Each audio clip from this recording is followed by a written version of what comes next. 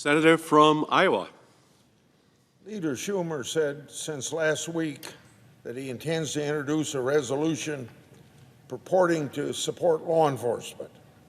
In 2020, defund the police became the rallying cry of the radical left. Every day for the next 2 years, officers reported duty despite a campaign saying that they didn't deserve money for even bulletproof vests. 1,146 of those officers died protecting Americans. I don't remember Democrats taking to this floor to defend law enforcement back then. Instead, they blocked resolutions that condemned attacks against officers. By April 2021, anti-police protests and Democrat silence were all but routine, and we know what happened. Police morale plummeted. Still, officers race towards danger that those of us in the Congress should thank God that we'll never have to face. Iowa Sergeant Jim Smith was one of those officers. On Friday night of April 2021, he got a call for backup. It took him to the house of a Michael Lang. Lang had just assaulted another police officer and barricaded himself inside with a shotgun. Sergeant Smith led the entry team. They had just cleared the basement and were about to reach the main floor when Lang ambushed them. Lang fired 2 shots into Sergeant Smith's chest. Then he gloated to the other officers, and this is what he said: "I'll kill you like I killed your buddy." All Sergeant Smith ever wanted was to be a police officer. When the anti-police rioters came, he and his tactical team guarded the Iowa State Capitol. They were spat on and insulted. They had frozen water bottles and rocks thrown to them, but they held the line. And when the time came, Sergeant Smith laid down his life holding a thin blue line. He never got to see his pro-FBI resolution. He didn't witness the uptick in police popularity as blue cities descended into violent crime. But I'd imagine that the folks who loved Officer Smith must be wondering whether this all was back then and why the FBI seemed to matter more than state and local officers. Of course, this isn't to say that there aren't good FBI employees. There are plenty of them. I and my Republican colleagues have made our support for law enforcement clear time and again. I would, however, like to know where our Democrat colleagues have been with respect to the blatant political bias in the leadership of the FBI and the Department of Justice.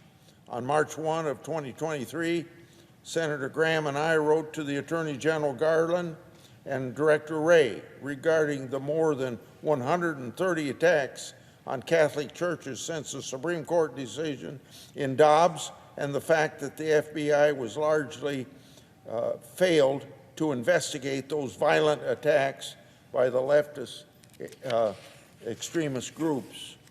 Instead, as we wrote to Director Wray, elements of the FBI have labeled Catholics as extremists and lumped them together with violent white supremacists with no justification. There is nothing wrong, there is nothing extreme or suspicious about worshiping God according to the dictates of your conscience. Our letter also pointed out that the Biden Department of Justice has exaggerated, targeted pro-life advocates for selective prosecution.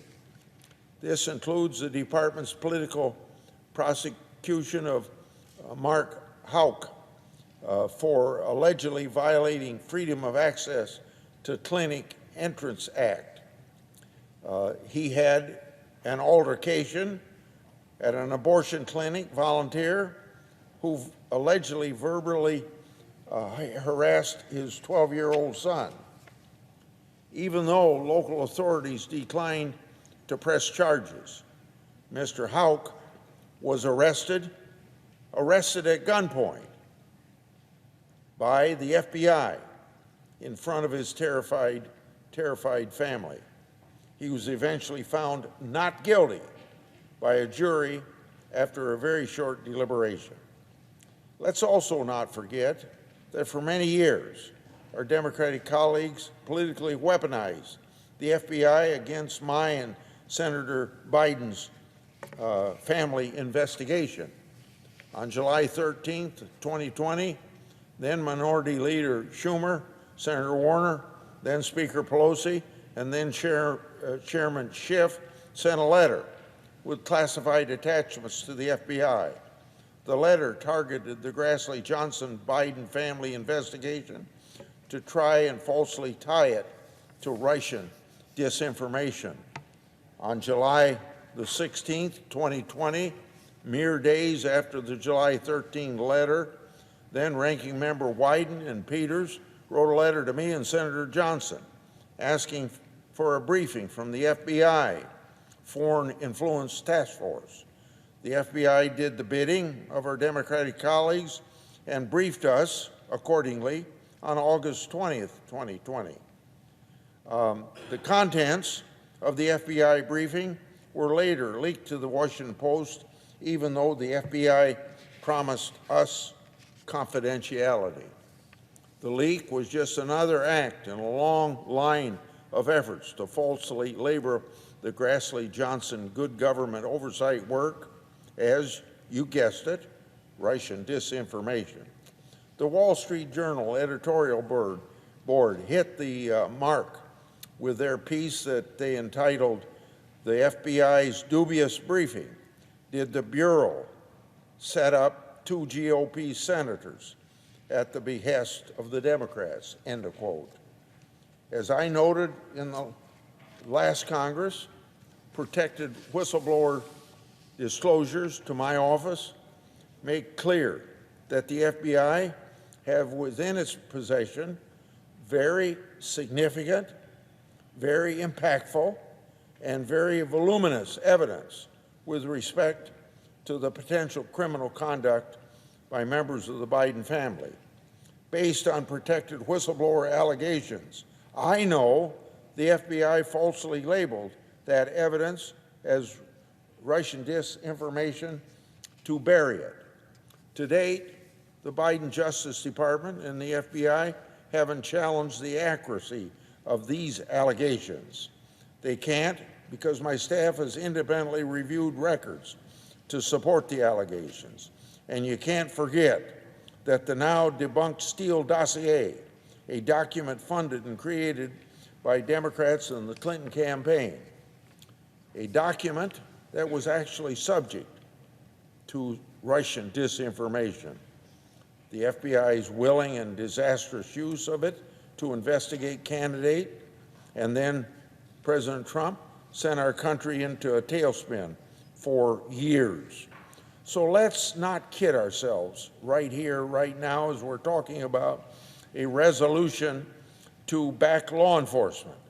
The facts bear out that it's our Democratic colleagues who have consistently used federal law enforcement to their political benefit, and in the process, they've degraded the trust the American people once placed in federal law enforcement. Accordingly, this resolution offered by my Democratic colleagues reeks of political gamesmanship. It is not a serious effort. Let's truly honor the heroes in law enforcement and the daily sacrifices they make for the American people by offering more than a tone-deaf political resolution that further divides the country. I yield.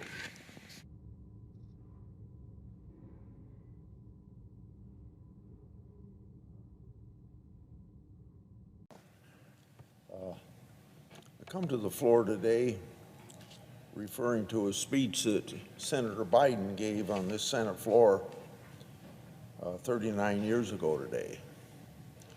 The scene was kind of this. It developed over several months of that year before May 2 of 1984. I had this idea, which would be considered crazy today, but it passed the Senate on a 1-vote margin then, that we need to get control of the budget by just freezing everything across the board. And I recruited Nancy Kassebaum, a senator from Kansas, and Senator Biden to help in that effort. And Senator Biden gave the longest speech that day on justifying it. And most of his comments at that time were trying to justify that you could actually freeze the defense budget. And also it included a freeze on the COLAs for Social Security. And like I said, it passed by a 1-vote margin, and it obviously died in the House of Representatives, but Senator Biden spent most of his speech fighting off giants of the military-industrial complex at that time by the names of Senator Goldwater, Senator Towers, and Senator Stevens of Alaska. So that's the background for what I'm talking about today.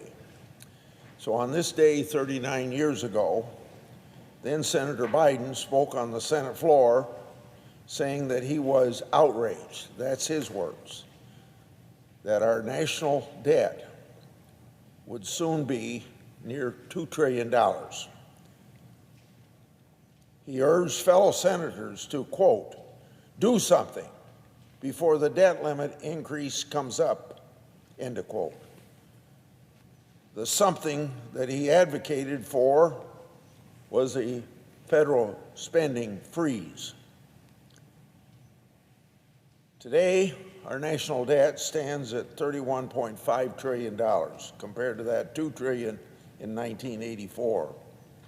But in a few years, public debt as a share of our economy is expected to exceed record levels set in the wake of World War II. However, instead of urging immediate action this year, President Biden wants to kick the can down the road. And I think today we would all consider that irresponsible and unacceptable. In contrast, House Republicans are tackling our debt crisis head on. Legislation in the House passed last week would rein in excessive government spending, lift the debt ceiling, and impose meaningful fiscal controls moving forward. President Biden and Senate Democrats must get off the sidelines and negotiate. We can't continue to live high on the hog at the expense of future generations.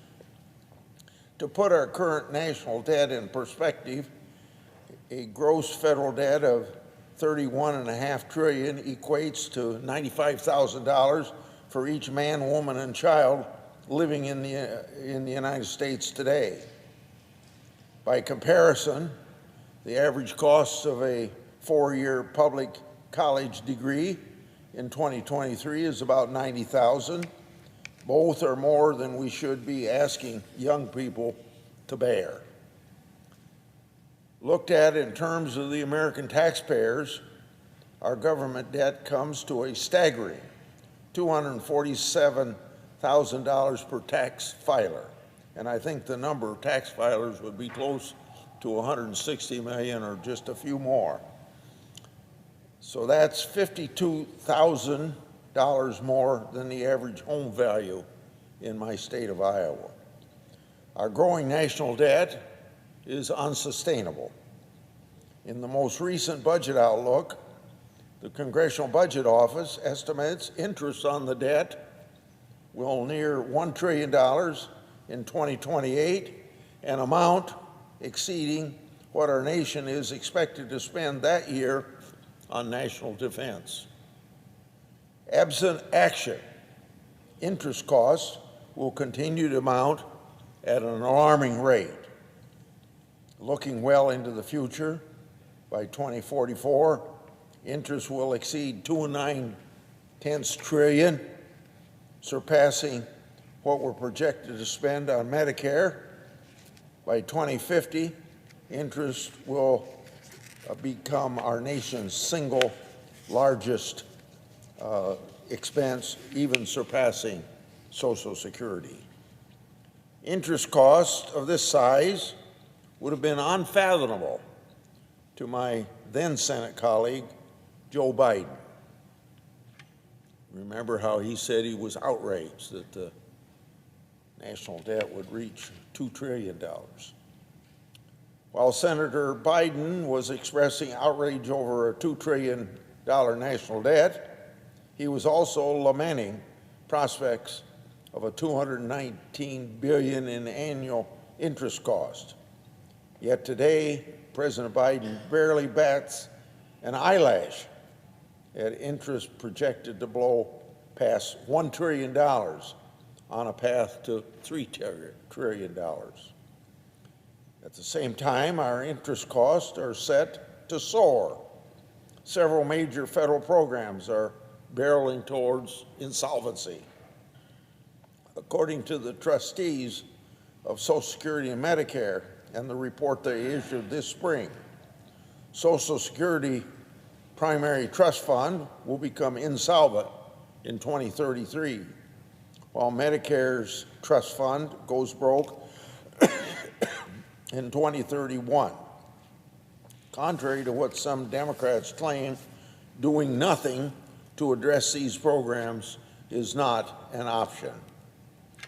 The Social Security and Medicare Board of Trustees, which consists solely of President Biden's administration officials, have made it clear that congressional inaction means automatic benefit cuts within the next 10 years. Yet, President Biden has accused any Republicans that mention the word Social Security of wanting to gut the program, though nothing could be further from the truth. In 1984, Senator Joe Biden sang a much different tune. He understood a dire fiscal situation required bold action from this Congress. The federal spending freeze he advocated applied across the board. It would have frozen spending on Social Security, Medicare, defense, and much more. Nothing any Republican has proposed today comes close to the broad-based spending cuts advocated by then Senator Biden. What Republicans have put forward likely wouldn't go far enough for 1984 Joe Biden.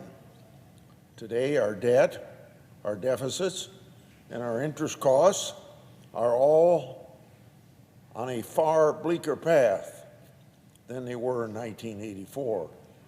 Yet President Biden refuses to entertain even modest spending cuts. That should be unacceptable and is unacceptable to most Americans.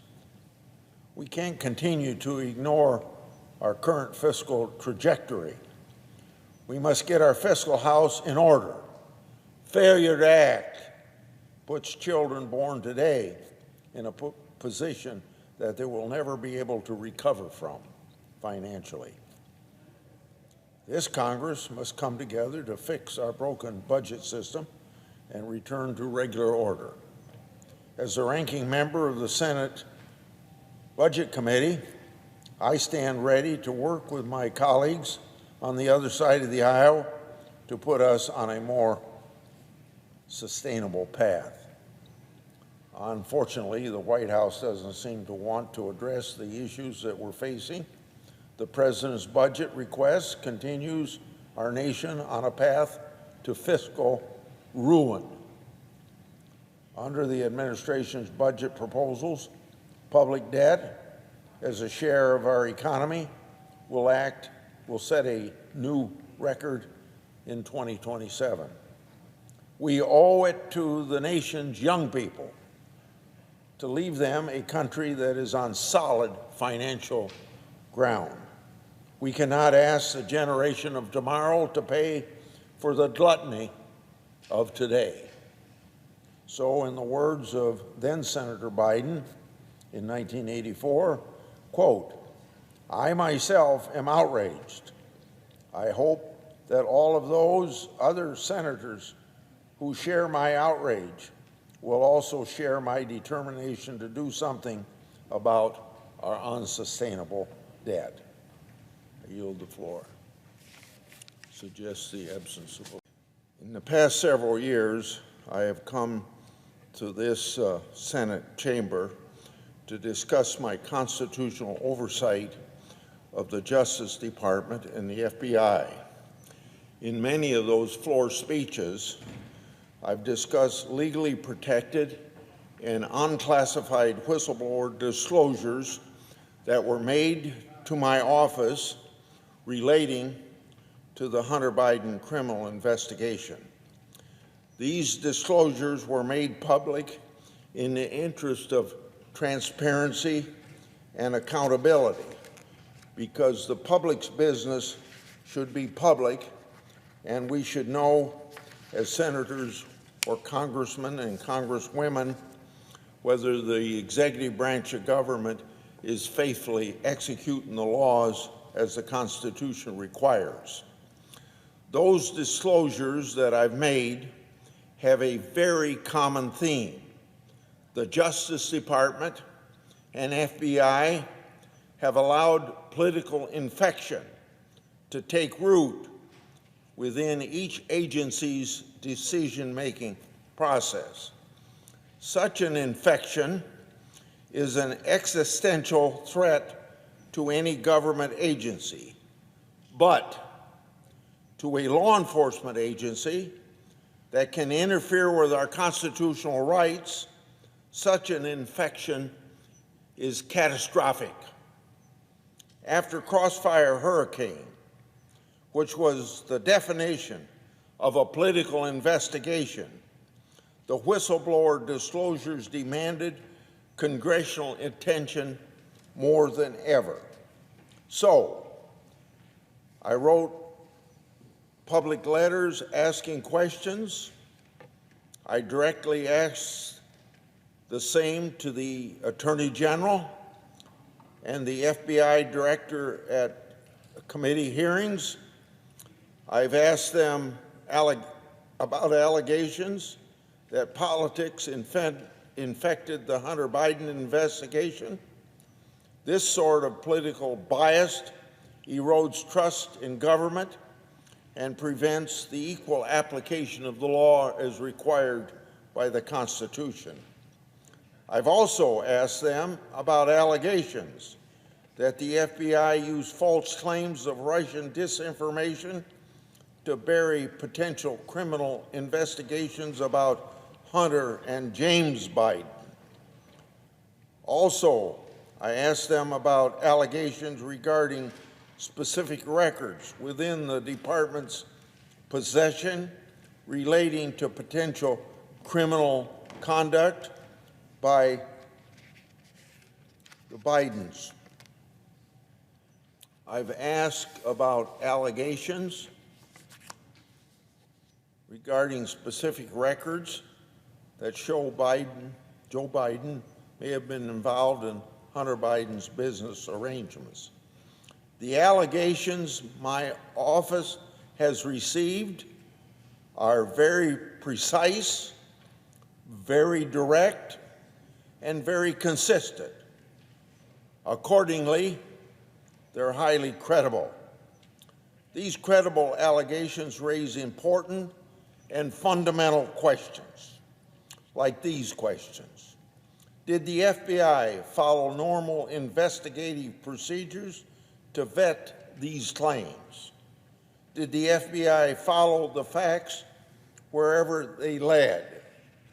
Or did they improperly shut down credible leads in advance of the 2020 elections? Remember, I've been raising these questions for a long period of time. I've done it through many venues, letters, in hearings, in private calls with agency leadership, and like today, right here on the floor of the United States Senate.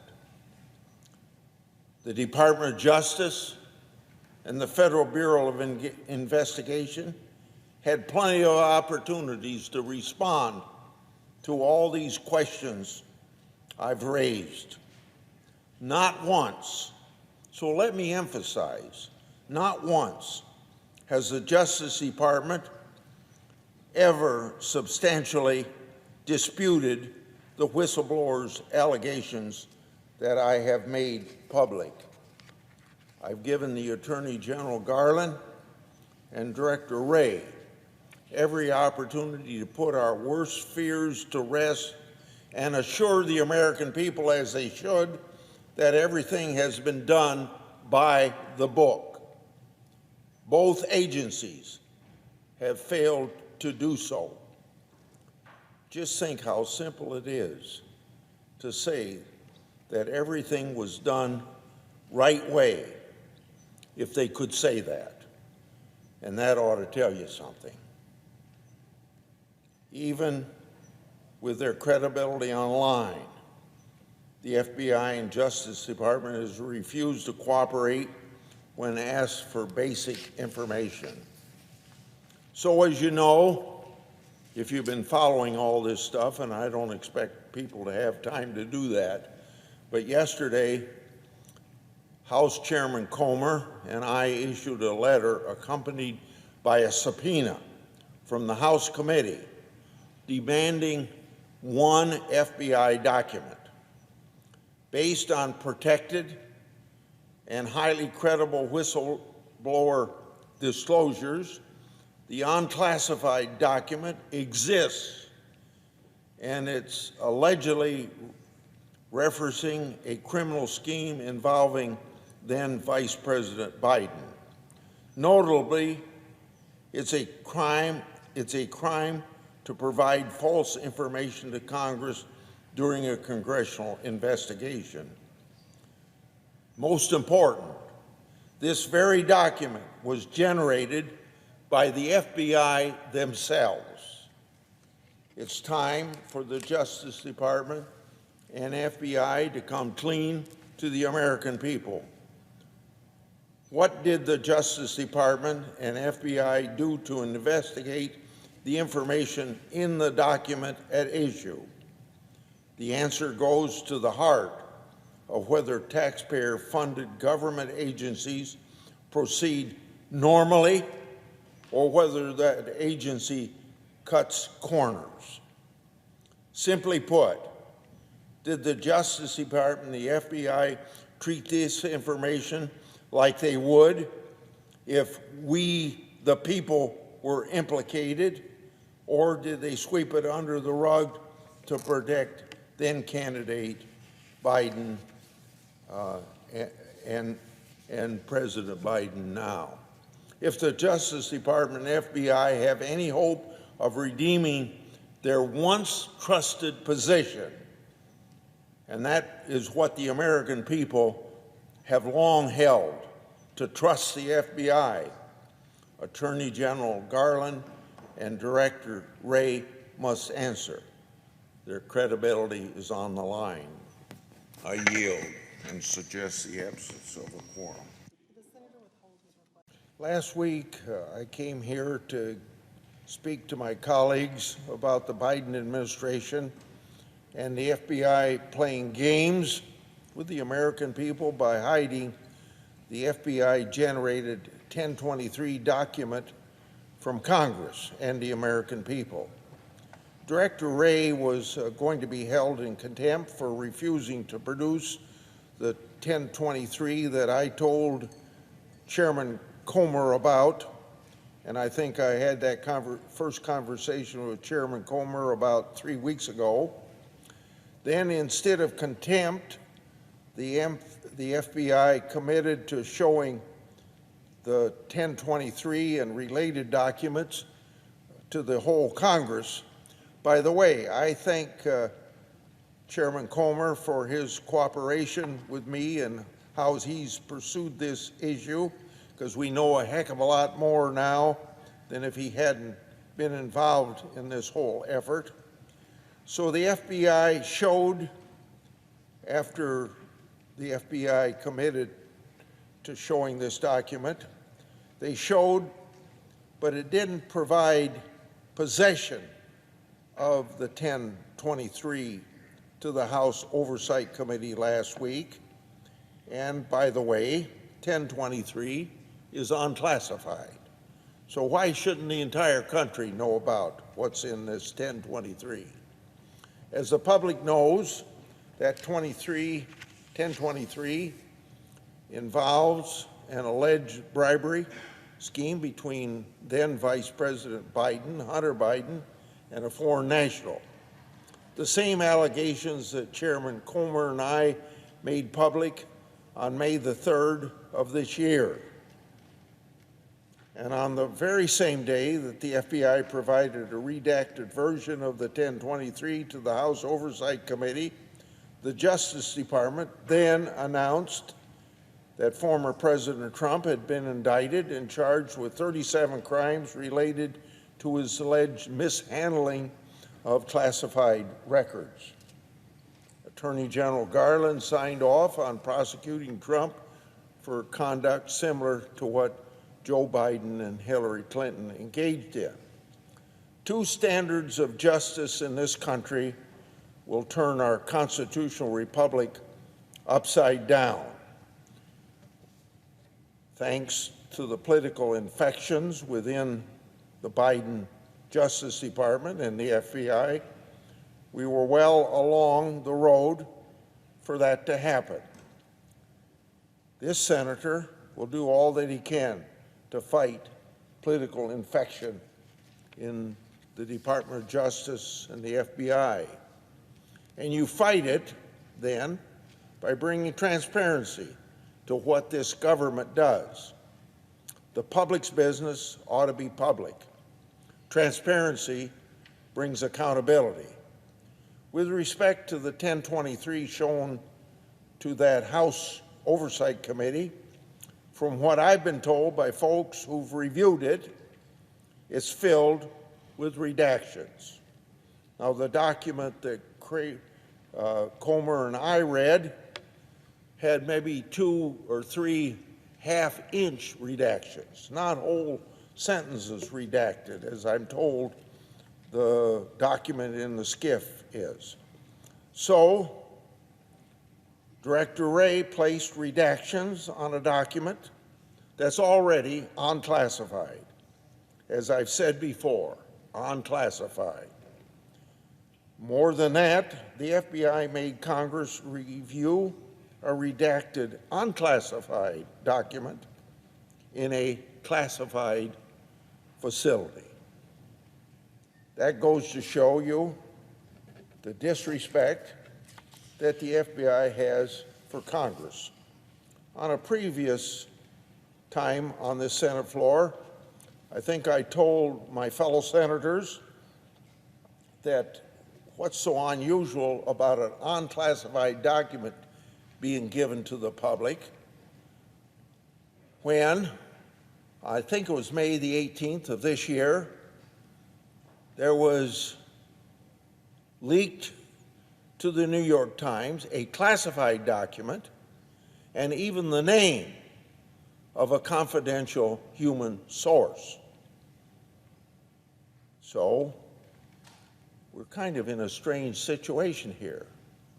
Classified document can be leaked to the New York Times, but a non-classified document can't be made public to 300 million Americans if they're interested in reading it. Now, accordingly, Congress still lacks a full and complete picture with respect to what that document really says.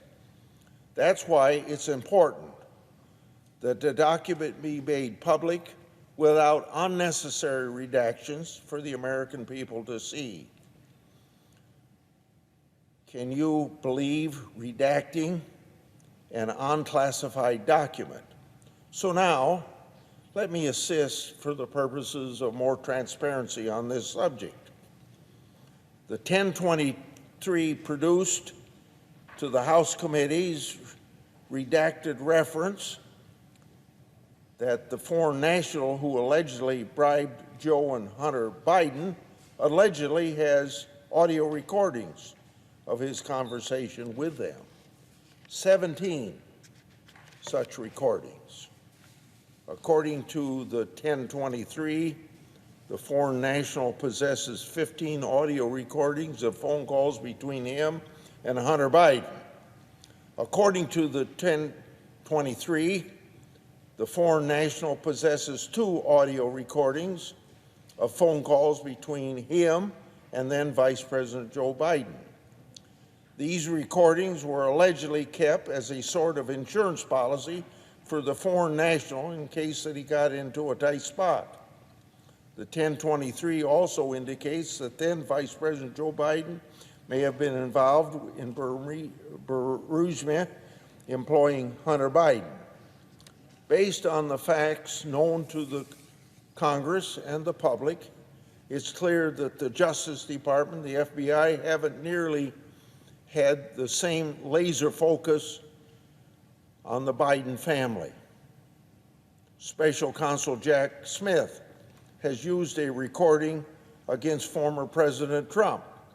Well, what is U.S. Attorney Weiss doing with respect to these alleged Joe and Hunter Biden recordings that are apparently relevant to the high-stakes bribery scheme? Getting a full and complete 1023 is critical for the American people to know and understand the true nature of the document and to hold the Justice Department and the FBI accountable. It's also important for asserting constitutional congressional oversight powers against an out-of-control executive branch, obviously drunk with political infection. Remember, Congress has received 1023s in the past, and they've been made public. So asking for this 1023 to be turned over to the American people to read is not an unusual thing that goes on with 1023s.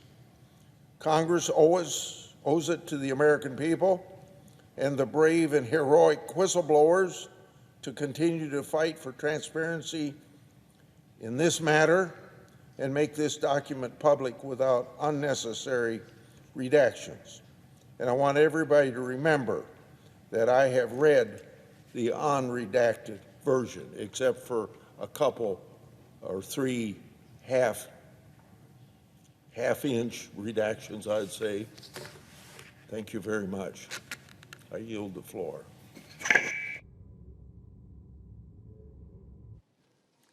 The clerk will call the roll. Ms. Baldwin. Well, we just heard my friend from Nebraska say that Biden wants Bidenomics to be all about restoring the American dream. Well, for most Americans, it's turning out to be a nightmare. Inflation brought on by the Biden administration's misguided policies has Americans trying to figure out how to afford everyday necessities. One thing that they are not buying is the Biden administration latest catchwords, Bidenomics. Over the 4th of July break, I held meetings in 24 of Iowa's 99 counties. There's a very common theme there. That common theme was that families and businesses are struggling with the economic impact of inflation. It's not just Iowans who are feeling the pain from the economy under the Biden administration. According to a recent Associated Press survey, only 34% of Americans approve of President Biden's handling of our economy. President Biden's message to these Americans is, don't believe your bank accounts. Well, Madam President, that message doesn't resonate. Iowa families are hit with ballooning bills and higher prices at every corner. For 2 years, Iowans have been stretched thin because of decades-high inflation stoked by Democrats' reckless $2 trillion spending spree, a spending spree that would not have happened if they had listened to their own Democrat economists, particularly the outstanding Harvard economist and former Secretary of Treasury in the Clinton administration and economic advisors to other Democratic presidents. Their own Larry Summers told them before this president took over that the economy was already turning around. Don't spend any more money or you will have inflation. So what do we see? On average, American consumers are facing prices that are 16% higher today than when Biden took office. While prices have climbed, wages have failed to keep up. American workers have seen their paychecks shrink by more than 3% in real terms. Now, we heard the word transitory, that inflation was going to be transitory, so you didn't need to worry about it. And this was as the Biden administration claimed when they took office. And of course, inflation has proved persistent. Just remember, 1.4% inflation the day this president took office. It rose to 9.1% a year ago and is still at 4.5%. In its effort to tame inflation, the Fed has hiked interest rates to the highest level in 16 years, putting mortgages, putting businesses and their loans out of reach for more and more Americans. Half of the small businesses report delaying plans to grow their business due to rising interest costs. A rebranding of his far-left agenda as Bidenomics is cold comfort for Iowans and Americans everywhere who are coping with rising prices, falling real wages, and ballooning interest rates. As we saw with last year's partisan tax and spending package that the Democrats named the Inflation Reduction Act, as you see, labels are often deceiving. Contrary to the bill's name, this partisan tax and spending package had nothing to do with reducing inflation or providing relief to Americans struggling with inflation. The nonpartisan Congressional Budget Office, and I emphasize the word nonpartisan, confirmed it, meaning the Inflation Reduction Act will worsen inflation. And of course, recent estimates show that it will add hundreds of billions more to the nation's credit card. Rather than providing relief for Americans struggling to make ends meet, this legislation raised Americans' taxes while showering Democrat-favored industries with corporate handouts, with the government taking an increasing role in choosing winners and losers in our economy. Unless you're a corporation or a wealthy individual looking to buy an $80,000 electric SUV, the Democrat Inflation Enhancement Act has little to offer. And I think changing the name from the Inflation Reduction Act to the Inflation Enhancement Act is exactly the intellectually honest thing to do. Bidenomics isn't about growing the economy from the middle out or the bottom up, as the president claims in almost every speech. It's the same old top-down, big government agenda Democrats have always pursued. It means then, as you know, higher taxes, more reckless spending, and a growing national debt as far as the eye can see into the future. It's time for a change in policy, not merely a change in messaging. President Biden needs to redirect his message to the facts, the real facts of life, because Bidenomics is not selling. President, ladies and gentlemen of the Senate, I come to report to you on some of the activities I did during the August break and what Iowans were telling me.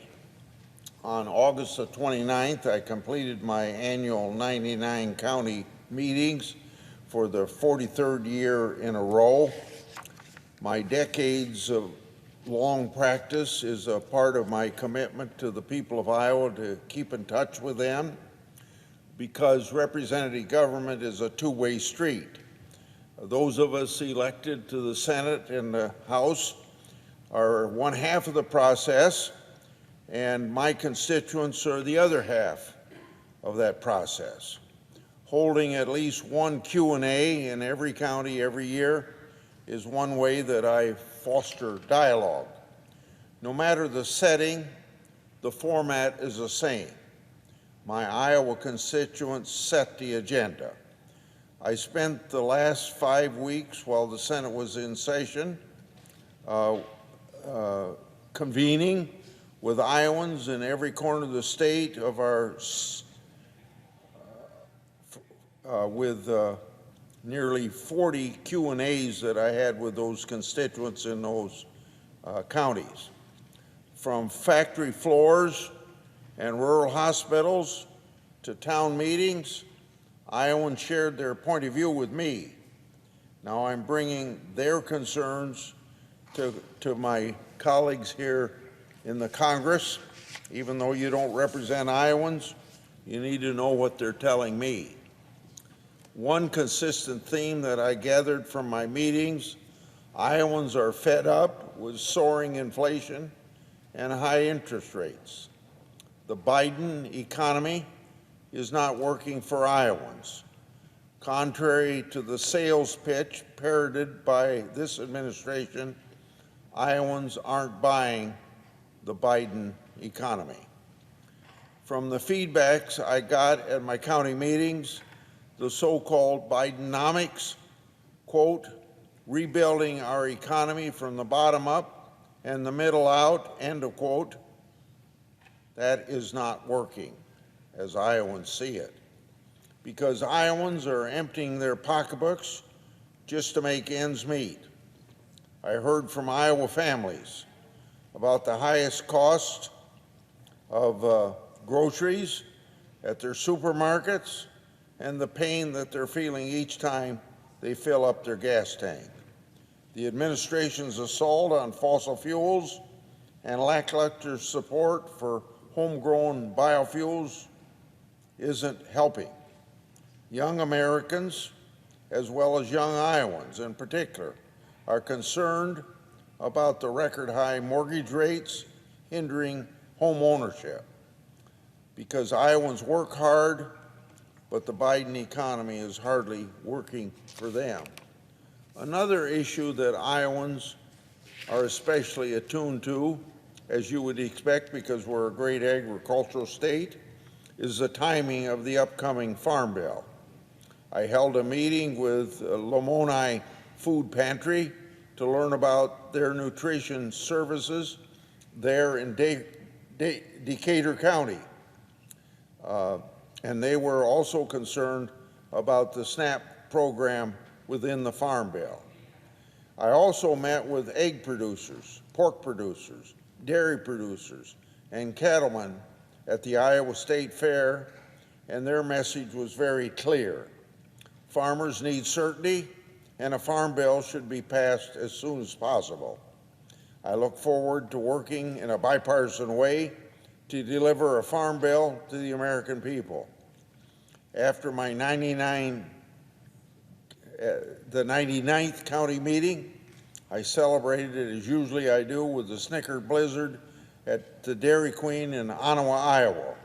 And that doesn't mean, all this doesn't mean that my work is over, because I'm going to continue between now and the end of the year to hold more Q&As throughout this period of time, and I hope to see my fellow Iowans soon at football games, businesses large and small, or a Dairy Queen near any one of them. I yield the floor.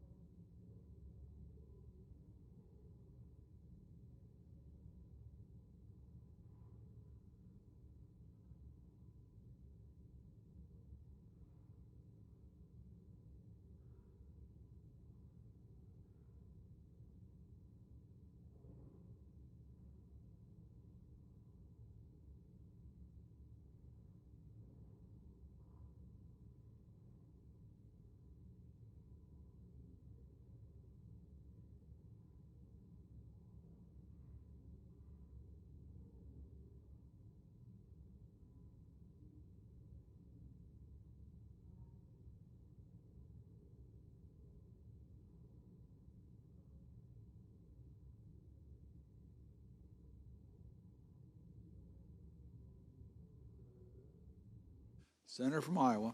I ask that the calling of the quorum be suspended. Without objection. Senator is recognized. Mr. President, I'm committed to lowering health care costs, expanding access to high-quality care, and supporting research and innovation. The healthcare system in the United States needs more reform and accountability. However, we shouldn't ruin it by turning it into a government-run healthcare system. Whether you want to call that government-run healthcare system Medicare for all, or single payer, or even socialized medicine. A government-run healthcare system is one-size-fits-all approach.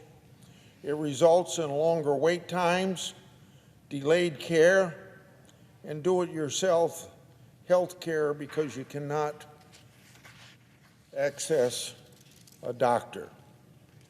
In February, the Wall Street Journal highlighted the failure of the United Kingdom's National Health Service, NHS for short. They wrote, quote, "Now the state-funded service is falling apart.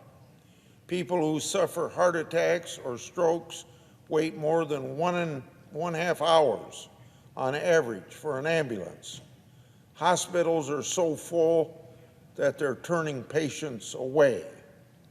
A record 7 1/10 million people in England, more than 1 in 10, are stuck on waiting lists for non-emergency hospital treatment like hip replacements," end of quote.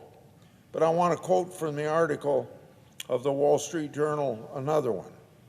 Quote, "Delays in treating people are causing the premature deaths of 300 to 500 people a week. 1 in 5 British people were awaiting for a medical appointment or treatment by NHS in December," end of quotes. If you didn't find that article about the United Kingdom alarming, in May, British Columbia announced that they're sending cancer patients to Bellingham, Washington, in the United States for treatment. A Canadian news outlet wrote this, that Health Minister Adrian Dix announced, quote, that eligible breast and prostate cancer patients will be sent to 1 or 2 clinics in Bellingham for radiation treatment. The unprecedented move to send thousands of British Columbia patients to the United States over the next 2 years is an attempt to address the backlog in British Columbia, which has one of the longest waits for radiation treatment in Canada, end of quote. Canada is taking this action because its cancer patients face unacceptable waiting times, currently only 82, and 9/10% of the British cancer patients who require radiation start treatment within 28 days. That means that 17% of cancer patients are waiting at least a month or longer to start cancer treatment. Canada's single-payer health care problems aren't found in just one province. In January, Wall Street Journal reported that Ontario is turning to private health care options to fix the growing problem with its single-payer funded health care system. Canada's most populous province is allowing more patients to go to private treatment centers for cataracts and joint replacement surgeries and for services such as MRIs and CT scans. The Wall Street Journal writes, quote, "The median wait time in Canada last year between referral and treatment was 27 4/10 weeks, the longest on record compared to 9 3/10 weeks in 1993. Ontario reported the shortest wait times of 20 3/10 weeks, while the eastern province of Prince Edward Island reported the longest at 64 7/10 weeks. And finally, back to Great Britain, the YouGov poll recently found that Britons are, quote, pulling their teeth out with pliers, end of quote, because they can't access the National Health Care Service dentist. The poll found 10% of the respondents had attempted to do-it-yourself dentistry. Mr. President, I'm committed to improving the healthcare system. I'm working to lower cost of prescription drugs, maintain access to rural health care, ensure our nation's seniors can have high-quality, affordable hearing aids, address high maternal mortality rates, And lastly, improve the healthcare delivery systems for kids with complex medical needs. And that's just to name a few. However, a government-run healthcare system is not the answer. British and Canadian healthcare systems are plagued by longer and longer wait times and delayed care. These government-run healthcare systems are paying for patients to get care in the United States, not resorting to DIY healthcare. Mr. President, this body needs to be reminded how government-run healthcare systems are broken and do not work.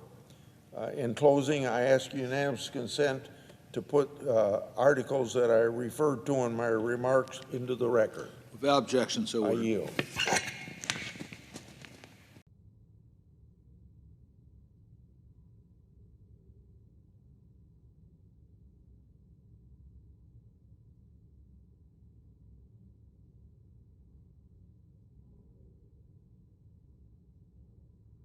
Mr. President,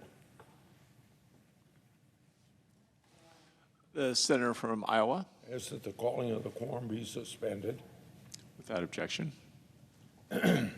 In June, Congress passed a bipartisan bill to increase the debt limit and impose meaningful fiscal controls.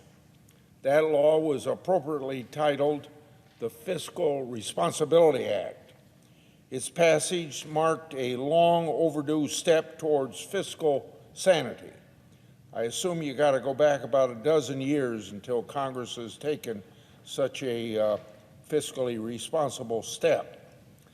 The Nonpartisan Congressional Budget Office, or CBO as we call it here in town, projects the Fiscal Responsibility Act could save Americans $1.5 trillion over the next 10 years. I say could save because for this to hold true, Congress must adhere to spending caps that it has imposed. The CBO's latest long-term budget outlook shows that in 30 years, our national debt will be $11 trillion lower than previously projected. This is in large part thanks to this bill passed this year, the Fiscal Responsibility Act. While $11 trillion is certainly a large sum, it's a drop in the bucket compared to the $118 trillion in debt that the U.S. is expected to chalk up over those same 30 years. So, of course, the fiscal path we're on is not sustainable. If you take debt held by the public, today public debt is about as large as the annual U.S. economic output. Within 6 years, public debt will reach a historically high 107% of GDP. The previous record was set in the wake of World War II.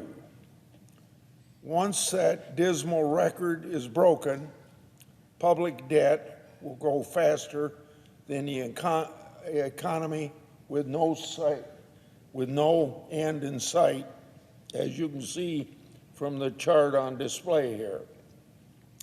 When public holds large amounts of debt, well, it naturally slows the economy, it naturally reduces national income, and naturally increases inflation.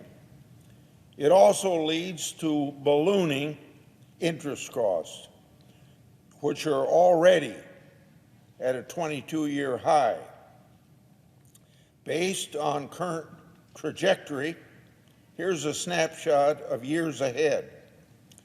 So pay attention to the chart, please. Within 5 years, the United States will spend more on interest than on national defense. Within 8 years, interest payments will surpass our spending on non-defense discretionary programs. Over the next 10 years, interest on our debt will cost taxpayers more than $10.4 trillion. That's $10.4 trillion that could be used to improve the lives of Americans. Now, instead, it will pad the pockets of our nation's creditors, even including foreign adversaries like China, which considers investment in the national debt of the United States to be a good investment. Finally, within 30 years, interest payments will reach over $5 trillion a year.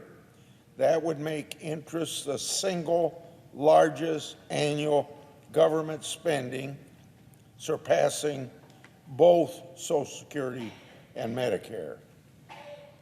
Now, everybody listening and everybody not listening knows that we can't keep swiping our nation's maxed out credit card while we cross our fingers for pre-pandemic interest rates to return.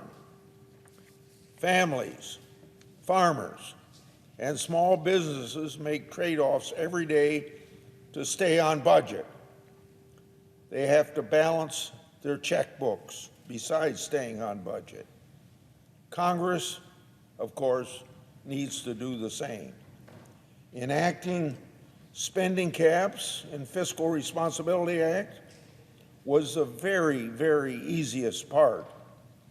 So the real challenge will be walking that walk and sticking to those caps. To do this, Congress must renew its focus on two things: fiscal responsibility and good government. Now, recently, Fitch downgraded the United States credit rating just last month. It named both fiscal responsibility and good government as factors in its decision. Congress has the responsibility and the duty to demonstrate fiscal responsibility and good government, and do it now as we work to fund federal agencies and programs for this upcoming fiscal year. Former Fed Chairman Paul Volcker told Congress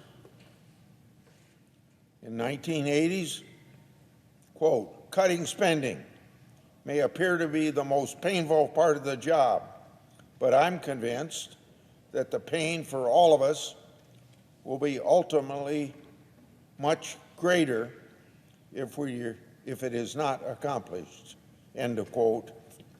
Paul Volcker's advice is even more apt today than ever because our national spending and our national debt is much greater than it was in Paul Volcker's time. We need to stop governing from crisis to crisis and return to regular order like we are today on the appropriations bills before the United States Senate. That means restoring a key component of Senate procedures: real and robust debate on spending decisions. The Senate has only debated one or more appropriation bills 7 times, just 7 times, since 2008. The last time we did it was 5 years ago, 2018. Otherwise, between 2018 and last year, we operated under this omnibus appropriation bill process, where we didn't give proper attention to each segment of our government. We didn't have much chance for debate and probably no chance for amendment. Last year, as one of those years, not a single funding bill was reported out of committee. Congress didn't complete its appropriations until December 23rd. We must do better this year, and we need to applaud Chairman Murray, Ranking Member Collins. They have both done their part by shepherding all 12 regular funding bills through the Senate Appropriations Committee. Now, it is the full Senate's turn. So let's get to work, get the job done. I yield the floor and suggest the absence of a quorum. I speak, I'd like to ask a unanimous request that Sylvia Simber, a detailee in my office, be granted 4 privileges for the remainder of the Congress. Without objection. Earlier this year, Chairman Whitehouse and I began a bipartisan work to investigate Credit Suisse historical servicing of Nazi-linked accounts. Today, I'd like to discuss this important bipartisan work and thank Senator Whitehouse and his staff for their assistance on this very important topic. In March of 2020, Simon Wiesenthal Center notified Credit Suisse that it found previously undisclosed information relating to the bank's Nazi ties. The bank, to its credit, initially took steps in the right direction and agreed to investigate. It even retained a research firm to conduct a forensic review. It even retained former TARP Inspector General Neil Barshevsky to oversee that review as an independent ombudsman, and they also had U.S. Envoy Ira Foreman as an independent advisor. But after Credit Suisse hired a new general counsel, so a new person stepped in, the bank paused its review, limited experts' access to records, and terminated Borofsky and Foreman. Very odd acts to take compared to the positive start of this investigation. Anyway, the bank cited performance issues for the termination. Well, the then general counsel's predecessor never expressed those concerns, and the bank's research firm described Borofsky as professional. And I happen to know some of Borofsky's work, and he is, in fact, a professional. Borofsky drafted a report about what he observed at the bank and found, as he was contractually obligated to do. So Chairman Whitehouse and I issued the Budget Committee's first subpoena since 1991 to obtain that report. Credit Suisse had prevented Borofsky from providing us a fully unredacted report. Ultimately, we not only obtained that report fully unredacted, but also the bank's own report. So then what did Chairman Whitehouse and I find? Credit Suisse did not review and investigate all relevant records. For example, Credit Suisse did not use a full data set from its predecessor's bank. It inconsistently collected and reviewed information such as account balances. Credit Suisse failed to review allegations that Nazi heirs had sought access to bank accounts. When the review pointed to evidence of wrongdoing beyond Argentina, Credit Suisse stated the information was, quote unquote, out of scope, and then didn't do any investigation. Now, even after those limitations, the reports revealed new information, including nearly 100, and let me emphasize 100, previously undisclosed Nazi-linked accounts. Some accounts remained open as recently as the year 2020. And when we finally got an unredacted version, it showed evidence that 64,000, let me emphasize, 64,000 sets of potentially relevant records related to Nazi-linked accounts were not part of the investigation. Credit Suisse claims that they are irrelevant without giving us a sufficient explanation. Credit Suisse also blocked its independent oversight that included Borowski, foreman, and also a historian hired to assist the investigation from accessing critical evidence. The reports also raised brand new questions about the bank's potential support for Nazis fleeing justice following World War II via the infamous rat lines. Until pressured by Chairman Whitehouse, Credit Suisse had refused to fully investigate allegations of its potential role aiding Nazis escape from justice via the rat lines. So, to date, despite multiple requests, Credit Suisse still refuses to share exact details on the scopes of its ongoing rat line review. This is unacceptable. And you know what else is unacceptable? Credit Suisse actions after we made those reports public are unacceptable.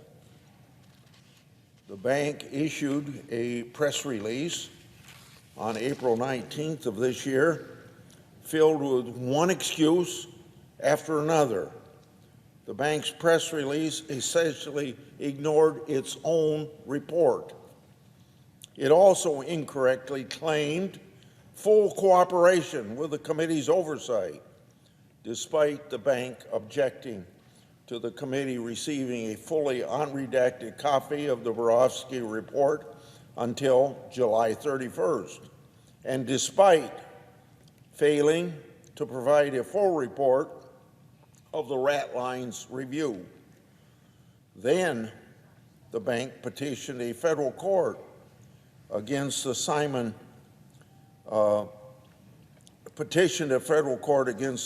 Wiesenthal Center. The bank says that litigation from the 1990s provided full disclosure in all matters related to the Holocaust and World War II. Now, this seems to me that the bank is trying to silence a prominent, very prominent Jewish human rights organization. Ironically, as the bank continues down this road, it appears to be creating a modern-day David versus Goliath story. Notably, it was the bank that initiated the new review that I've discussed with my fellow senators here today. Credit Suisse acknowledged the potential for the investigation to result in settlements or restitution. The fact the bank has since agreed to fully review its reported role with the rat lines also shows that we're dealing with a whole new set of facts. But now let's take a step back. I've listed numbers and I've listed figures. Let's not forget that we're talking here about not facts and figures, we're talking about real people, victims of atrocities perpetrated through the Holocaust. Credit Suisse and now UBS, as the new owner, must embrace the sunlight, which of course we all know in government is the best disinfectant. So here's my advice. accept historical facts and own those facts. They ought to play a positive role in exposing the historical evils of the Nazis once and for all. Credit Suisse, and now UBS, has a responsibility to expose all information related to its historic servicing of Nazis during and also following World War II. They owe it to the Holocaust victims, survivors, and to the world community. This information is very critical to a more complete record, and it will also allow us to learn from history to create a more peaceful, just future. We must learn from history to prevent the mistakes of the past from those mistakes being repeated again. Simon Wiesenthal once said, and I'm quoting, "Justice for crimes against humanity must have no limitations," end of quote. So I encourage Credit Suisse and UBS to bring this matter to a positive conclusion worthy of history's eyes. I yield. I guess we're not in a quorum call.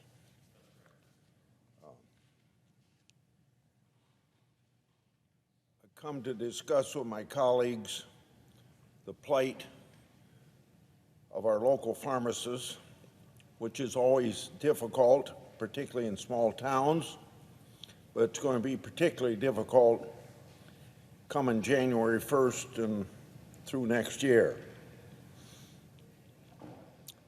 I've heard firsthand from rural pharmacies about the looming cash flow challenges that they face next year.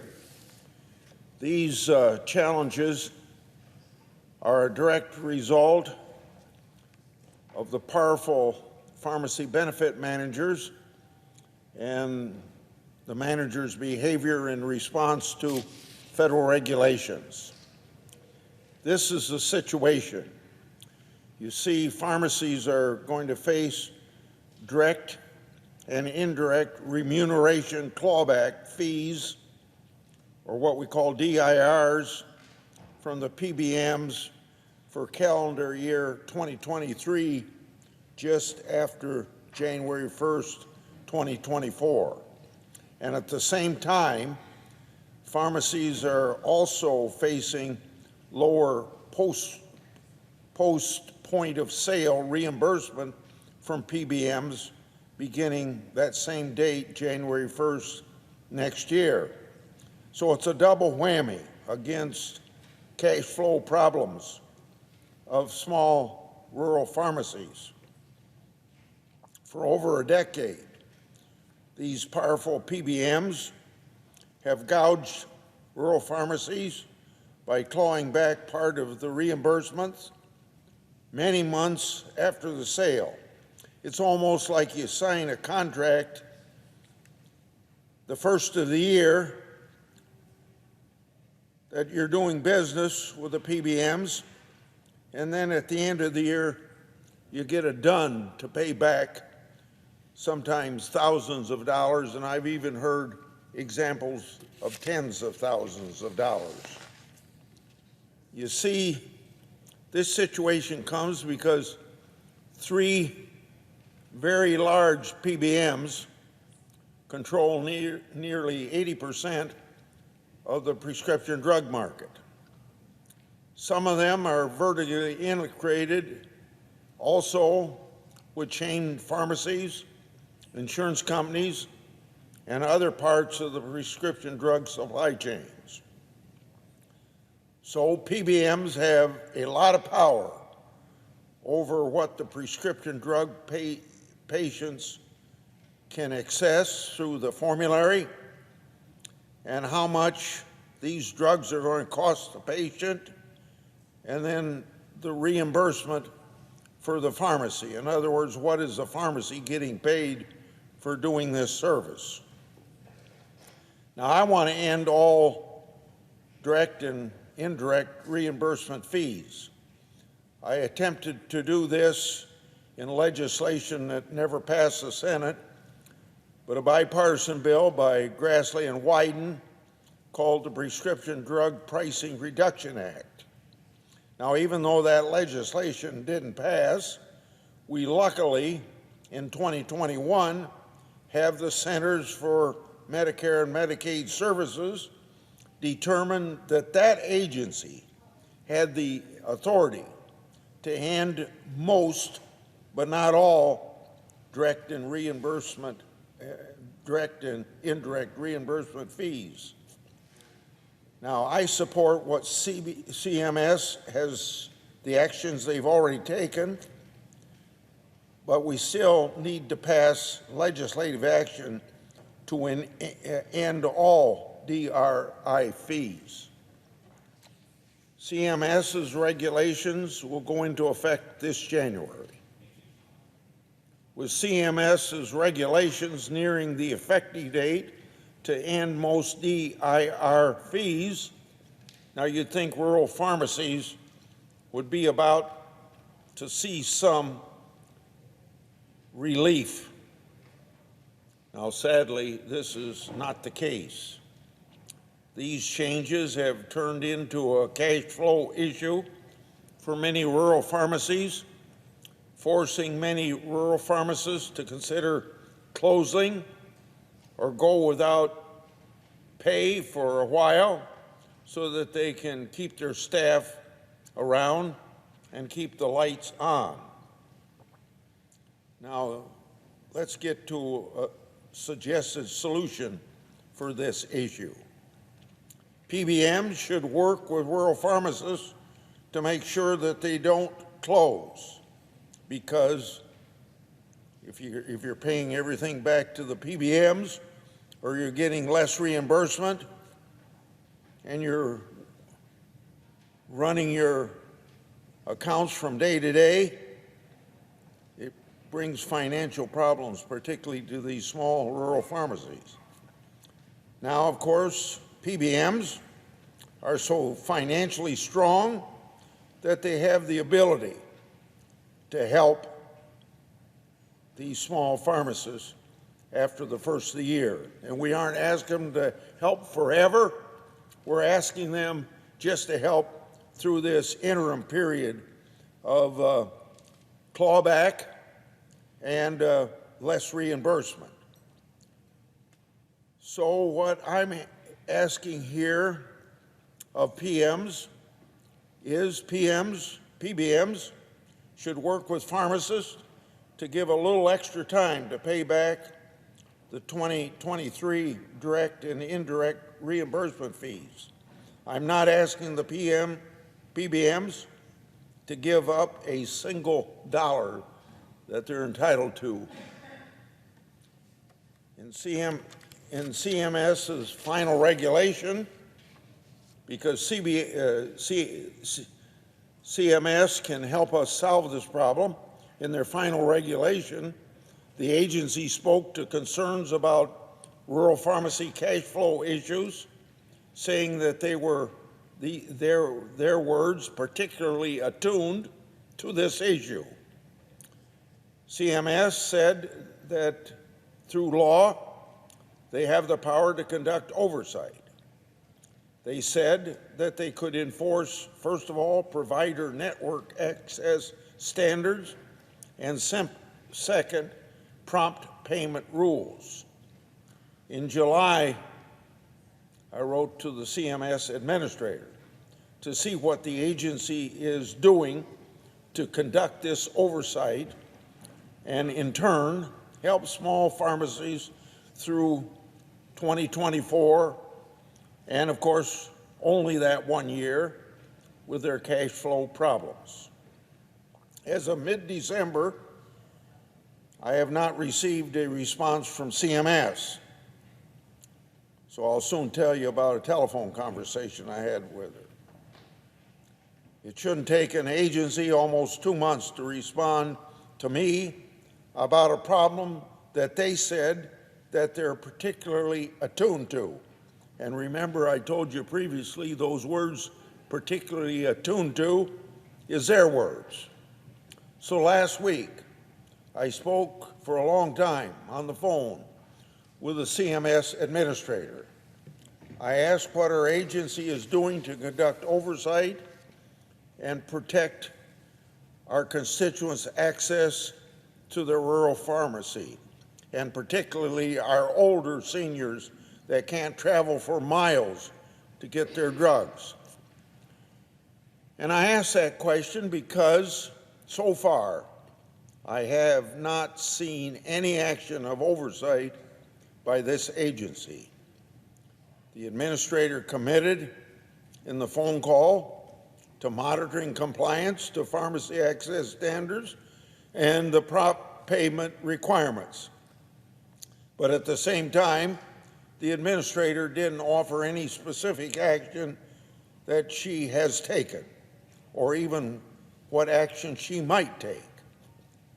The administrator also committed to looking into what the agency can do to encourage payment plans between rural pharmacies and PBMs, or at the very least, bring rural pharmacies and PBMs together to work out a joint effort. I'm going to be holding the CMS accountable for following through on that promise. Iowa's seniors and rural pharmacists are counting on the Center for Medicare Medicaid Services. The agency can't sit on the sidelines and let rural pharmacies go out of business. I told this directly to the CMS administrator, and I'll state it now to the same CMS administrator. Please use your authority and bully pulpit to protect seniors' access to their rural pharmacies. These very powerful PBMs, who receive a lot of public funding from Medicare and Medicaid programs, can also put many rural pharmacies out of business if you just stand down. PBMs can't put the blame on others. They must and ought to work with rural pharmacies. Don't drive them out of business by idly standing by. PBMs have the opportunity to protect seniors' access to their local pharmacy. It's kind of this situation in rural America, because I see it all the time in rural Iowa, losing local health delivery professionals. It happens that your local pharmacy is oftentimes the only health care provider that you have. So obviously, in what I'm telling my colleagues today, we need them in our communities. And I hope my colleagues, because everybody in the United States Senate has rural communities, I hope that you'll check into this situation affecting small pharmacies. Starting January the 1st, 2024, we got about 3 months to get CMS, rural pharmacies, and PBMs together to smooth out this cash flow problem that rural pharmacies are going to have through next year. 59 years ago tomorrow, in other words, Friday, Ronald Reagan delivered his iconic, quote, unquote, a time for choosing speech. In this speech, the future president laid out in very stark terms the challenges that Americans faced as a nation due to a bloated federal government that threatens Americans' prosperity and individual freedoms. Well, America is once again at a time for choosing, and much like Reagan's time, the issues confronting us cross party lines. This would be a good time for me to say that we have a partial step in this direction because of the Biden-McCarthy agreement in June not to shut down the government, because the government couldn't issue debt. So here we are again. We have even the nonpartisan Congressional Budget Office and others warning policymakers that absent changes, the retirement of the baby boom generation would result in an explosion of debt and deficit. Yet, we in the Congress have turned a blind eye as the country walked headlong towards a fiscal cliff. For 40 years, our public debt averaged around 35% of our economy. But over the past 15 years, that debt has grown by leaps and bounds. You know, first came the 2008 financial crisis, which led to a $6 trillion leap in public debt in just 4 years after 2008. This amounted to a doubling of the national debt as a share of the economy, rising from 35%, where it was for about 40 years, to over 70% of GDP. Then we all know what the pandemic has done to the public debt. The pandemic hits, and public debt went upwards by $7.5 trillion over 3 years. As a result, public debt soared to roughly equal to our nation's entire annual economic output, or what you would say, have economists tell you, that's about 100% of GDP. Now that brings us to where we are today. And to take Ronald Reagan's advice very seriously, a nation drowning in a sea of red ink with no life preserver or a rescue boat in sight. What's more, debt continues to rain down upon us at a record clip. The fiscal year 2023 deficit checked in at $2 trillion once you adjust for the Supreme Court striking down the Biden student loan bailout. Measured as a share of GDP, that 100% I just talked about, the 2023 deficit was larger than in all but 5 years since 1945. Our historic deficit was fueled in part by rising interest payments on the debt, which alone cost $711 billion. The cost to service our debt is expected to consume an increasing larger share of the federal budget. While we argue about what we should or shouldn't spend taxpayers' money on, interest on the debt is crowding out our priorities and shrinking our options going forward, and this all automatically happens because you pay the interest on the national debt or you default. And we don't want to do that, and that's what the Biden-McCarthy agreement of June kept us from happening. Going back to June, the CBO projected that servicing our debt over the next 10 years would cost $10 4/10 trillion. However, that projection was made before rates on Treasury bonds used to finance our debt surged to a 16-year high. The rate on a 10-year Treasury bond is now a full percentage point higher than what CBO assumed this spring, all of that adding to our deficit problems. But these higher than expected borrowing costs persist. It will mean trillions more spent simply servicing that debt.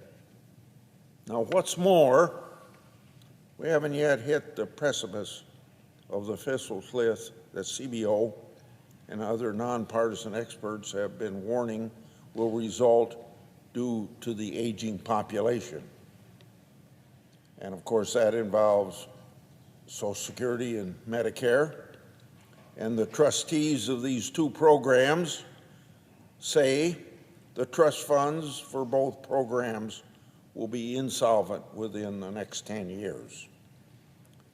Moreover, CBO projects that spending for major health programs will skyrocket from 32% of federal revenue this day to 45% of revenue at mid-century.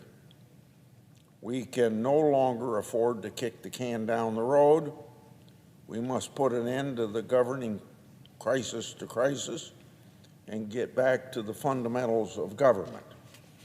And the fundamentals of government for Social Security and Medicare should cause us to look at the success that Reagan and then Democratic Speaker Tip O'Neill of the House of Representatives said we can't let Social Security go bankrupt. And they fixed it to this very day by tough decisions that we ought to be making today to fix it for the next 50 years like they did. And I'll bet maybe they, at that time, thought maybe they were only fixing it for 10 or 20 years. But that's from 1983 till now. Social Security's supposed to run out of reserves, by, I think, 2033. So what I'm saying is it means actually managing the government instead of doing it from crisis to crisis, and to do it by not chasing an elusive partisan ideal. That will require implementing honest budgets and appropriation practices that will enable us to begin to chip away at this daunting debt. According to the well-regarded Penn-Wharton budget model, the United States has about 20 years to take corrective action to avoid fiscal disaster. I almost hate to say 20 years, but Penn-Wharton is respected because that means that maybe we won't take the necessary action in the near term. And it's always easier to solve these problems yesterday than it is tomorrow.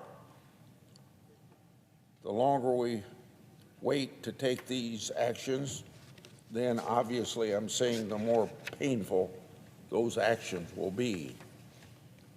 In the Penn-Wharton estimation, if we put off corrective action until the fiscal crisis is at our doorstep, no amount of future tax hikes or spending cuts will enable us to avoid defaulting on our debt. When I just said, as I did, until a fiscal crisis is upon our doorstep, Iowans at my 99 county meetings that I hold every year would say that we're already at that point. And when you talk about maybe it can be done or not done, then you can imagine the cynical people of Iowa, just like the cynical people of the United States as a whole, are even going to lose less confidence in our government institutions. Now, we all know there's plenty of blame to go around for what we how we got into our current fiscal situation, but no amount of finger pointing, political or otherwise, will change where we find ourselves today. We must now make a choice. We can either continue down the path to fiscal ruin, or we can begin to rein in a bloated federal government in pursuit of a more prosperous tomorrow. Well, remember what I said about Ronald Reagan 59 years ago tomorrow. Also, in the words of Ronald Reagan, quote, "You and I have a rendezvous with destiny." Continuing to quote, we'll preserve for our children this, the last best hope of man on earth, or we'll sentence them to take the last step into 1,000 years of darkness, end of quote. We see on television a lot of times people saying how god-awful this country is, and yet on that same television day, you can see 10,000 people crossing the border to come our country. For those people that live in America and have lived here all their life and find that America is not such a great place, they ought to wonder why people all over the world want to come to America. Or sometimes I tell people at citizenship ceremonies in the courthouses of Iowa, when I'm able to go there, I say to this group, many of them have come from autocracies to America, where they have less freedom than they have in America today. And I say to those people, I hope when you hear somebody that was born in America belly aching about how god-awful wrongs we have in this country, I hope you will remind them, as a person born in another country, how great this country is, because people that were born here lose sight of how great America is. So getting back to this fiscal issue I've been talking about, whether Ronald Reagan says it or I say it or each of my 99 colleagues say it, because I think to some extent we're all on the same page, maybe not how to solve the problem, but that there is a problem, then I say, like Reagan said, the choice is clear. It's time we do what our constituents sent us here to do, and that basically means to lead us out of this fiscal crisis. I yield the floor. Recently, I had the opportunity to meet with a group of religious leaders from Ukraine. They represented multiple Christian denominations plus Islam and Judaism. They spoke of the role faith is playing in resilience and determination that we have seen from the Ukrainian people. One of the religious leaders who spoke to me was Dr. Ivan Rosin. He is president of the Ukrainian Evangelical Theological Seminary. His seminary trains evangelical ministers from various Protestant backgrounds. It was hit by 6 Russian rockets when Russia invaded. Dr. Rosin lives in Basha, and we all see that as being infamous by the atrocities that were committed against civilians by the Russian occupiers, and also some of those people being brought before the World Court of Inhumane Treatment. In fact, Russian soldiers even occupied Dr. Rosin's home. Under the Soviet Union, Ivan and his family had to practice their faith in secret because evangelicals were imprisoned if caught. In today's Ukraine, he and fellow Ukrainians are free to practice their faith. In fact, he told me that the relief work his seminary has been doing since a full-scale invasion has been bringing more and more people to the church. Dr. Racine is a humble, soft-spoken man with a clear and powerful message. He said that in the midst of war, it is sometimes hard to feel the presence of God.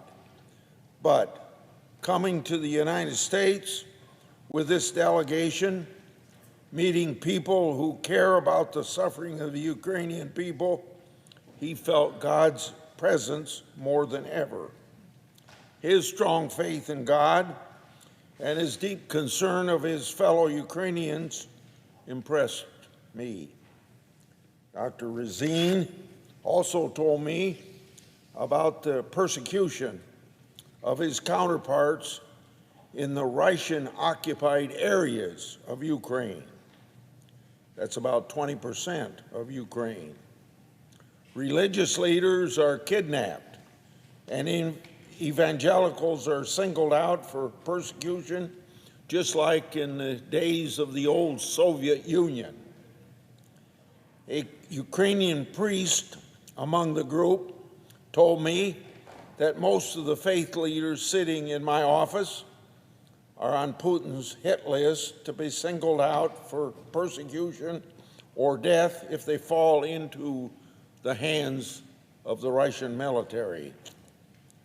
Under Vladimir Putin, Russia has passed a law as recently as 2016 requiring all religious organizations and churches to be registered with the Russian government.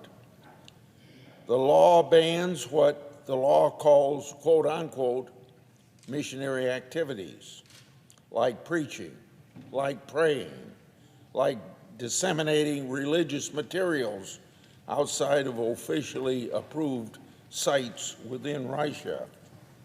According to a special report by the Institute for the Study of War, Russia has used this 2016 law to prosecute American Baptists and Pentecostal missionaries operating in Russia, also to outlaw most Mormon missionary work, and to burn foreign distributed Bibles not properly registered with the state. Now, according to this report by the Institute for the Study of War, the Russian state has also prosecuted Seventh-day Adventists, Jehovah's Witnesses, Roman Catholics, Presbyterians, Methodists, Lutherans, and Orthodox groups that are not affiliated with the Russian state. Russia's Prosecutor General's office declared 4 evangelical Christian groups as quote-unquote undesirable organizations as recently as 2021.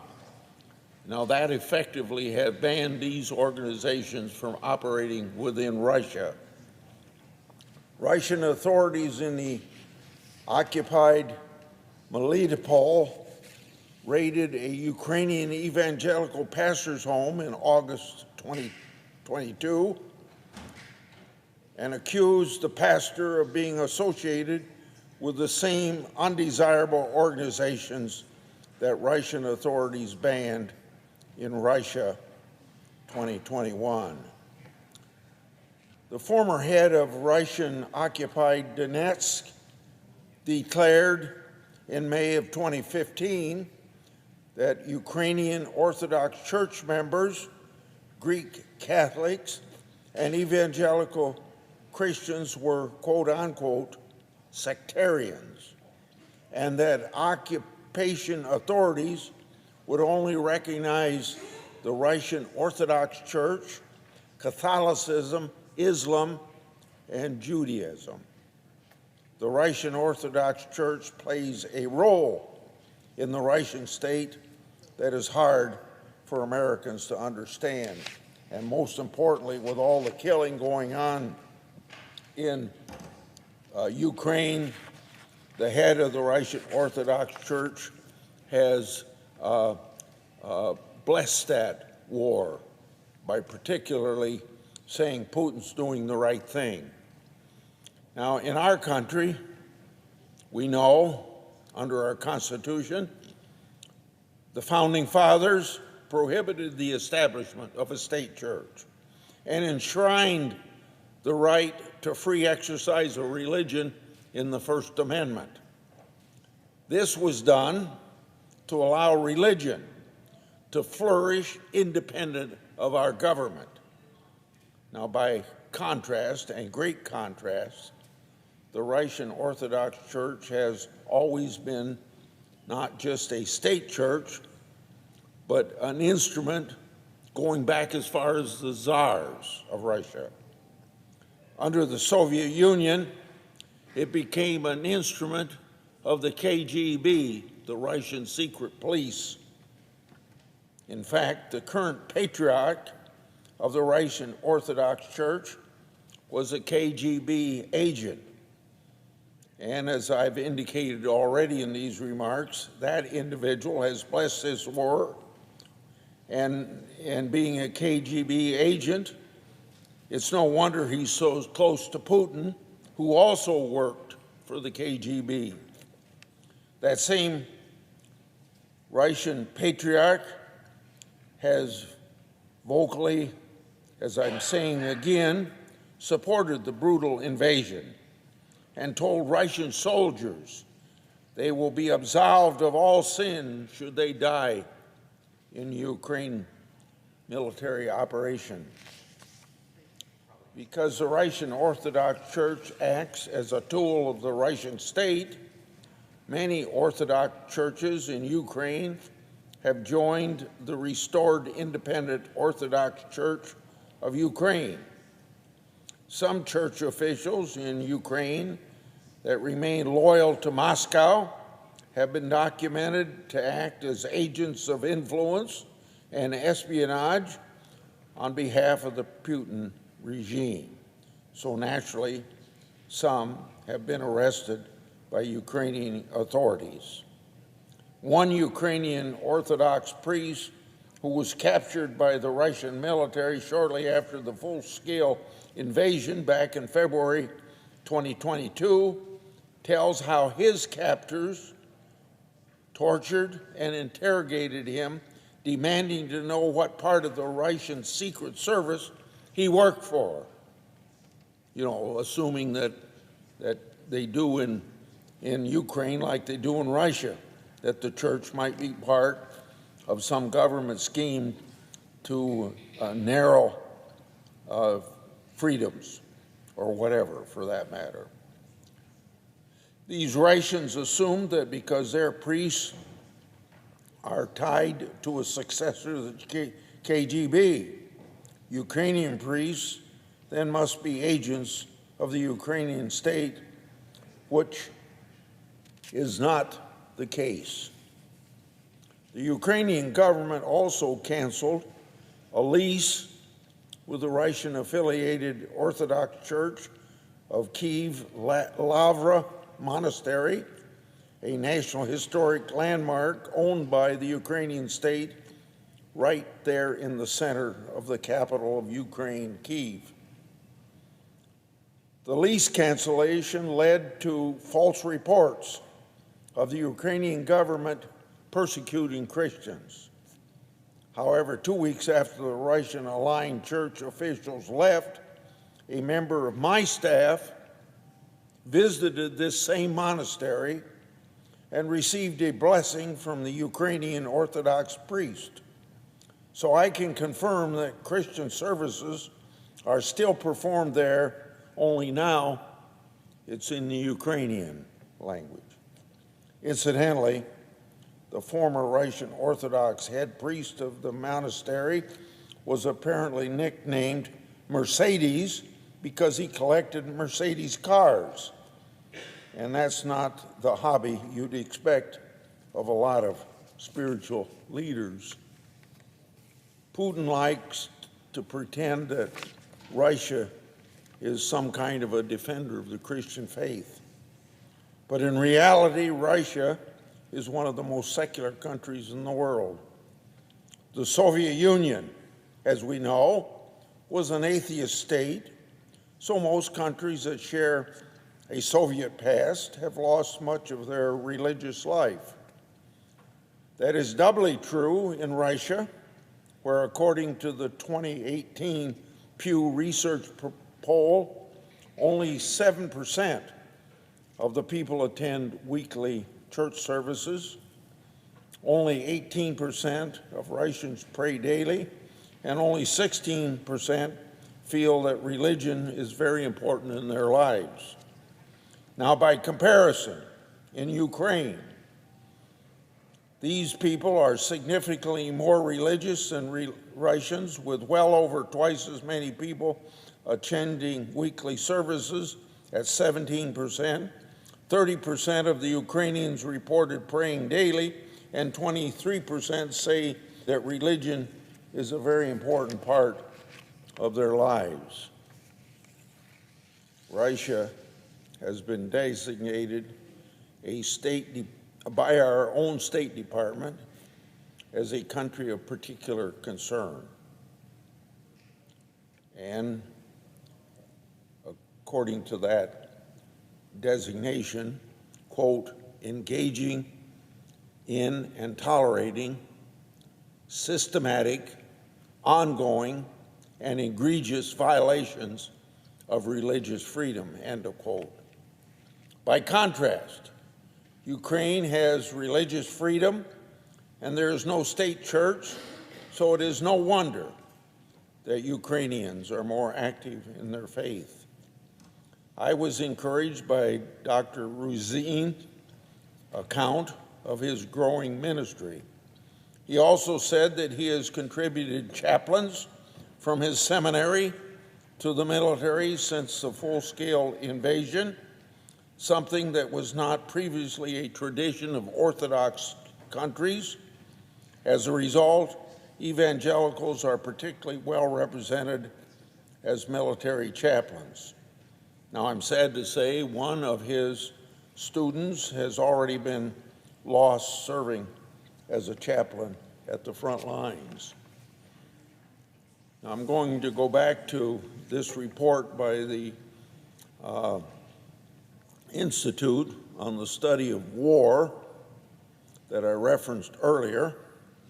Quote, the most common victims of Russian religious persecution after Ukrainian Orthodox are Protestants, particularly evangelical Baptists. Protestants of all denominations were the victims of 34% of the reported persecution events that the Institute on the Study of War observed. Baptists made up 13% of the victims, the largest single group after Ukrainian Orthodox. Russian forces' persecution of Protestants is most intense in southern Ukraine. Protestants were the victims of 35% and 48% of the reported persecution events in the occupied Kherson and Zaporizhzhia oblasts, respectively. Protestants suffered 2/3 of the reported repression events in the occupied Mariupol city. The Institute for the Study of War report also cited an incident where Russian troops, quote, commandeered a Kherson-based Ukrainian Evangelical Baptist Educational Institute from March to November of 2022 and established a garrison and crematorium there to cremate killed Russian soldiers. The Institute's rector stated that Russian soldiers repeatedly harassed the Baptists, calling them American spies, calling them sectarians, and calling them enemies of the Russian Orthodox people. One Russian officer reportedly told workers at the Institute, quote, "Evangelical believers like you should be completely destroyed. A simple shooting will be too easy for you. You need to be buried alive," end of quote. And another Russian soldier reportedly said, quote, "We will bury Baptist sectarians like you," end of quote. Russian soldiers raided and closed another Baptist church in September of 2022. Congregants reported that armed Russian soldiers interrupted their worship service and stated, quote, "Your feet will not be here after referendum. We have only one faith, orthodoxy," end of quote. Nearly 500 religious sites and spaces were damaged, destroyed, or looted during the first year of the Russian invasion. People of faith in Ukraine are suffering. Dr. Razin asked Americans a simple thing: please hear our cry, end of quote. Towards the end of my meeting with the Russian faith leaders, the rabbi in the group made another ask of me. He said the Ukrainians need our prayers. This was echoed by other Ukrainian faith leaders in my office. I agreed to keep the Ukrainian people in my prayers. I asked that my fellow Americans of faith also surround the American people in prayer at this very difficult time. And I pray that they feel the very real presence of God amidst their suffering. I yield the floor.